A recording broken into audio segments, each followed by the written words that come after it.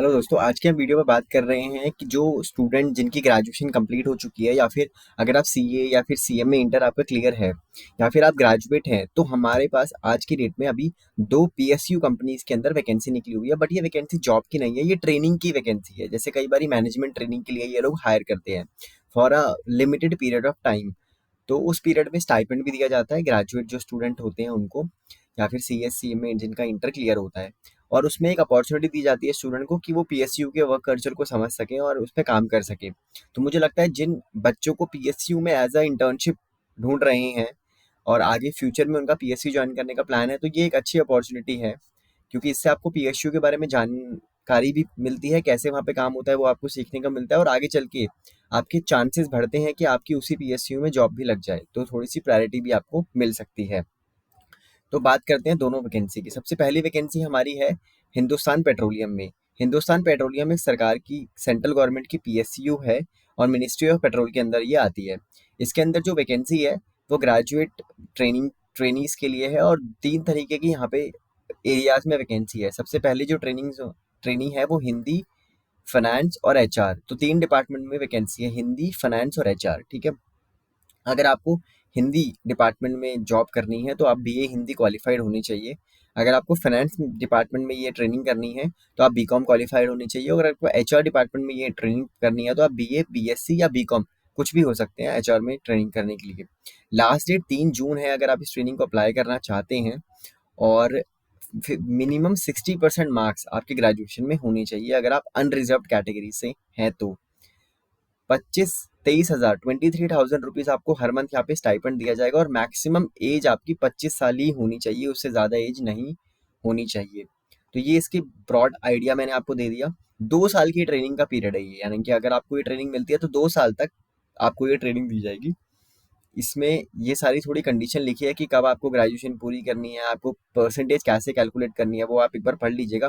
Selection कैसे होगा, selection बड़ा आसान है, आप ऑनलाइन फॉर्म भरेंगे, उसके बाद आपका इंटरव्यू होगा जो कि जून 2023 यानी अगले महीने आपके इंटरव्यू शेड्यूल हो जाएंगे।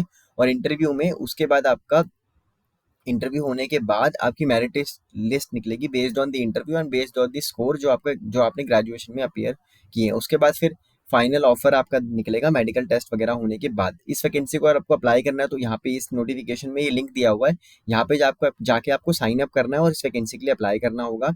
अच्छा, ये जो लिंक है, यहाँ से ये जो नोटिफिकेशन है ये मैं आपको डिस्क्रिप्शन बॉक्स में दे दूंगा, तो आप इस लिंक पे क्लिक करके अप्लाई कर सकते हैं। ठीक है। उसके बाद पोजीशन वगैरह सिलेक्ट करके आपको ये पूरा फिल कर लेना है फॉर्म और अपना भर देना है।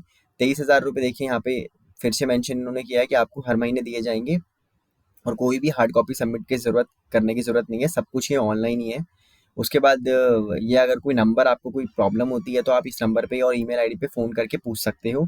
तो ये तो थी पहली वैकेंसी जहाँ पे ग्रेजुएट कैंडिडेट अप्लाई कर सकते हैं हिंदुस्तान पेट्रोलियम की।